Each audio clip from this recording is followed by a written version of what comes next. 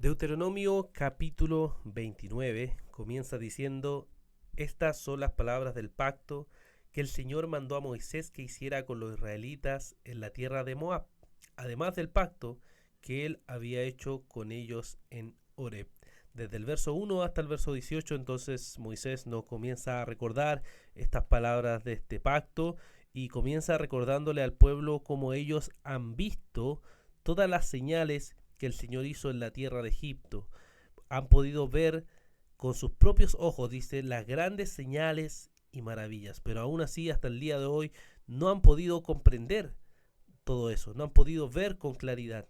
Y podemos ver también cómo el Señor a través de 40 años les va describiendo: lo has conducido por el desierto y no se han gastado sus vestidos, no se han gastado sus sandalias, sus pies, no han pasado hambre porque han tenido comida en todo este caminar, y han podido ver entonces cómo toda la mano misericordiosa de Dios ha actuado en medio de ellos. Y luego desde el verso 19 hasta el verso 29 empieza a describir cómo ese pueblo que ha recibido toda la bondad de Dios se ha quejado y ha vivido en el pecado, y como ha vivido en el pecado, en la terquedad de su corazón, la ira de Dios ha empezado a alcanzarlo y ha llegado hasta este pueblo.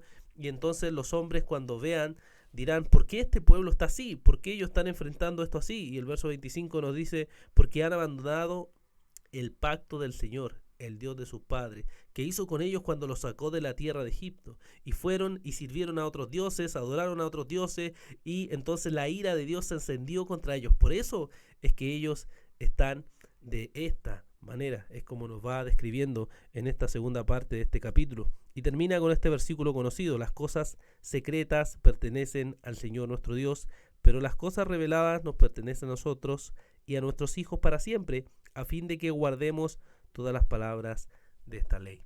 ¿Qué es lo que podemos, hermanos, meditar acerca de este capítulo número 29? Lo primero es que fíjense cómo el pueblo había visto las señales y había visto la provisión de Dios.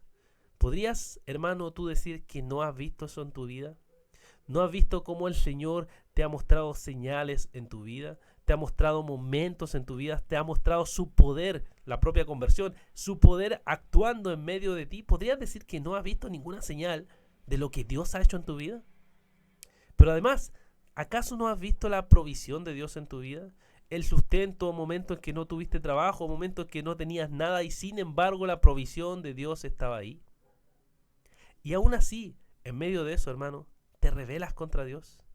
Vives contra su amor, vives contra su provisión, vives contra la bondad, la misericordia que Él ha extendido sobre tu vida. Aún así, no crees en Dios, te ríes y te mofas de ese Dios glorioso y lo ignoras y vives en pecado.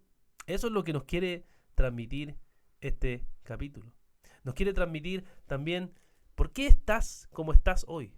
Observa tu vida. Observa cómo estás viviendo. ¿Por qué vives así? ¿Por qué estás como estás? Miserable, insatisfecho, vacío, lejano. ¿Por qué vives así?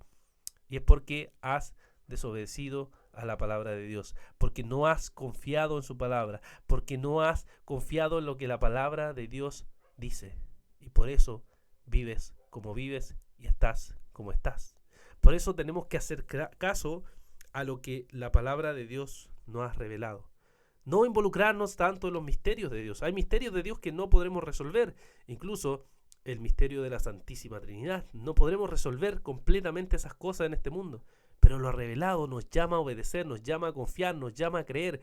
Y la máxima revelación de nuestro Dios es Jesucristo, que se hizo hombre y vino a este mundo a llamarnos al arrepentimiento, a confiar en Él. Confía ahora, cree ahora en nuestro Señor y tendrás esperanza, salvación, y saldrás de la miseria en la cual estás.